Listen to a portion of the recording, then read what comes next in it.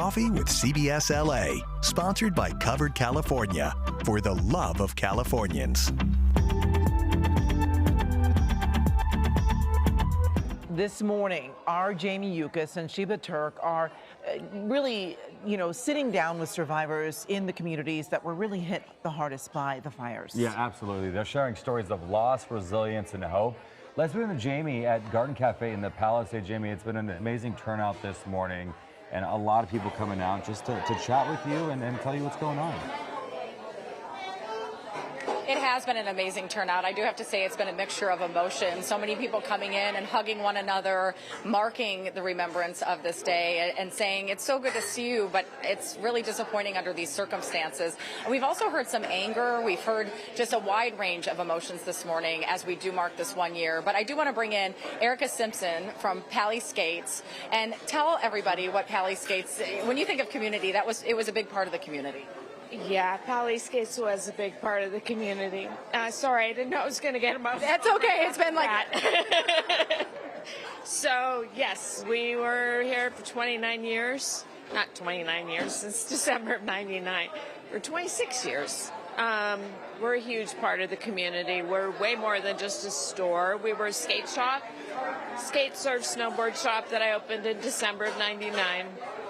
And it was very needed in the community. Yeah. Well, when I think of this community before the fires, I think of surfers and skateboarders and the people, grabbing their snowboards, going up to the mountain, because you can surf and ski in the same day in this state, and this community really embraced that. Yeah, 100%. I mean, Southern California is actually the home of surf and skate, or one of the homes, one of the original places, yeah. So tell us what life has been like over the last year. Well, challenging. January, February were very difficult.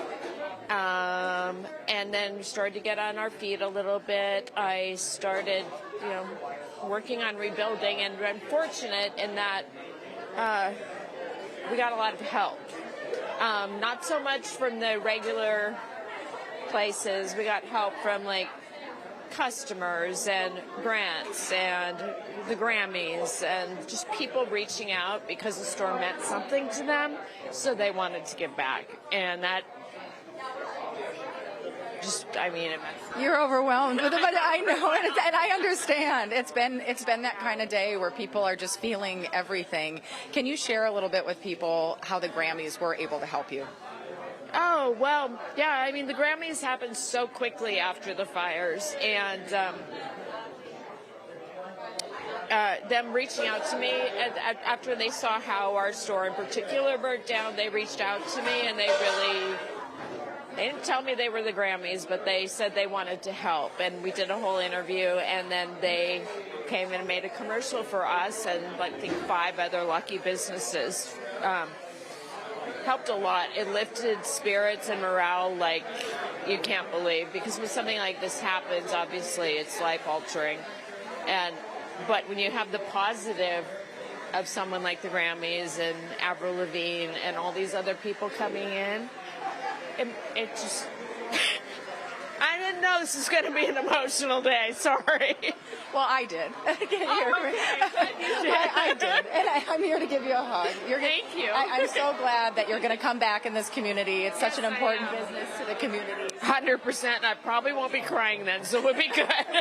Well, I'll be there for the ribbon cutting. Yay, okay. And we'll celebrate that, Okay. Erica, thank you so much for being with us. We appreciate it. Chris and Amy, back to you.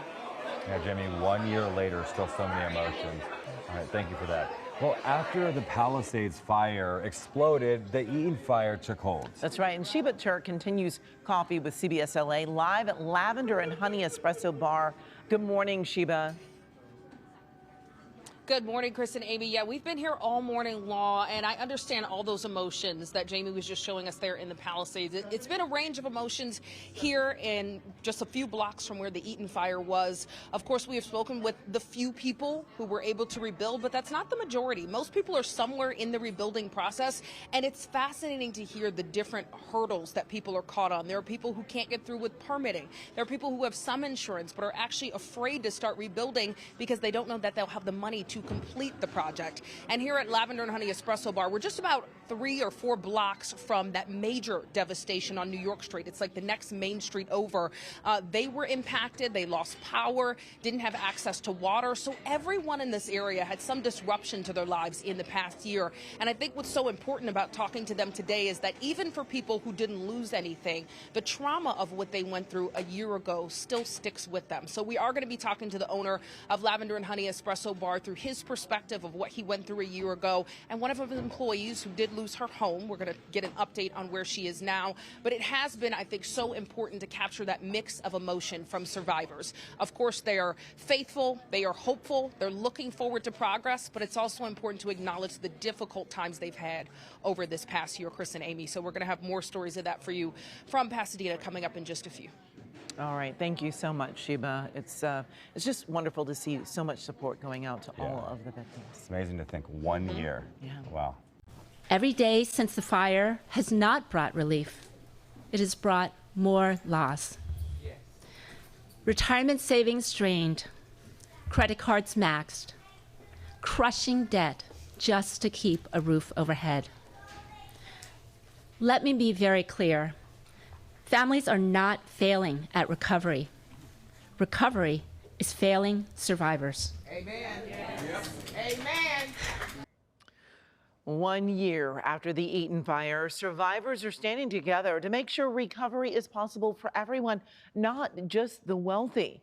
Right now, many families are still struggling to rebuild their lives and battling to unlock more insurance funds. Absolutely. Our Sheba Turk is at Lavender and Honey in Pasadena. And Sheba, you've been meeting with survivors to talk about what's been happening. It's been a pretty busy morning for you. It has been, Chris and Amy, and we are so grateful that Lavender and Honey decided to host us this morning. Thank you so much. Charlie Porter is the owner. We appreciate you having us. Well, thank you so much. We're actually thrilled that you guys are here and continuing to keep a spotlight on this. As you know, just because it happened, about a year ago at this point, doesn't mean that people feel like it's a year that's passed. It feels like it's been 5 years crammed in, and yet at the same time that it happened 2 months ago. It's constant stress, and it's a lot to navigate all the time. And most importantly, I think we're all just trying to move on to the next step. We're trying to get things back to normal. We're trying to find normal and figure out what that means now. And a lot of people we're all seeking closure to some extent. We know that that's a ways off. It's a lot. It's been tiring. Absolutely. And you giving us the space here today to hear these stories really gives us a picture of what people are dealing with a year later. Like you said, I think for people who aren't impacted, a year feels like a long time. For those impacted, everyone has told me, wow, I can't believe it's been a year. It only feels like a couple of months. I know you had an employee who lost her home. Tell us what's the latest with her. Her family lost their home. They were displaced separately for a long time, and they've since resettled in Glendora, I believe. So they found, a way to kind of get back to a sense of normal, but again, what is that anymore? So much has just changed. You can see it when you drive around the area. This is not what it used to be. This isn't what it was 365 days ago. This is a different place. And people are still trying really hard. This is a place where people are resilient. They want things to feel good. They want things to feel right, and they want things to feel normal. And everyone is making an effort. I mean, you will see people walking around wanting things to be normal, but it's just, there's still a cloud hanging over it. It's not done. It's not in the past yet. Absolutely. It's kind of amazing to hear the resilience of these people, the hope and the effort, as you said, putting into when you hear some of their stories of being rejected by their insurance company over and over again, not wanting to rebuild because they know they don't have the money to finish the entire process. It is amazing to see even people coming here today saying, thank you for still covering this because we're still fighting. They're not giving up no matter how hard this has been for some of them. Absolutely. And I think that's why we're all thrilled that you guys are keeping a spotlight on this and on the Palisades, because this isn't over. And it's easy when it's not impacting you to be like, oh, that's that thing that happened a year ago. But when it does impact you, this is still life. This is an everyday struggle. And until it's fully behind everyone, it's just the slog. What also seems to be fueling that fight is immediately after the fires, all these stories came out about how unique and special a community Pasadena was, which if you were local, people already knew that story. But there were a lot of people just learning of the history behind it and the culture. And I think that's part of a lot of people's reasons for wanting to fight to preserve it. Absolutely. I think you're totally right. This is a really unique area. It's very special. It has a really neat history in LA. And it it feels different from a lot of LA, and I think that's why we all like it so much. It just feels like it's not the same as Pasadena. It's like, you know, we love Pasadena, but it's not. Altadena's not the same. And Lavender and Honey is situated in Pasadena, right on the border, so we get to see kind of everything, and it's a really cool intersection of both worlds, and that's part of what makes this area so special. It's like there are these different worlds that are coming together, and that's great. And I think for LA, that's a really special thing. Thank you for having us here immediately after the fires and now 1 year later. Charlie, thank you for being with us and for the latest. But guys, as you hear there, that is the takeaway from today. People have been through some really, really tough times, but seeing them want to keep up that fight is just very inspiring, and it keeps us accountable in telling their stories. Chris and Amy, I'm going to send it back over to you. Yeah, got to keep up the fight. Sheba, thank you so much.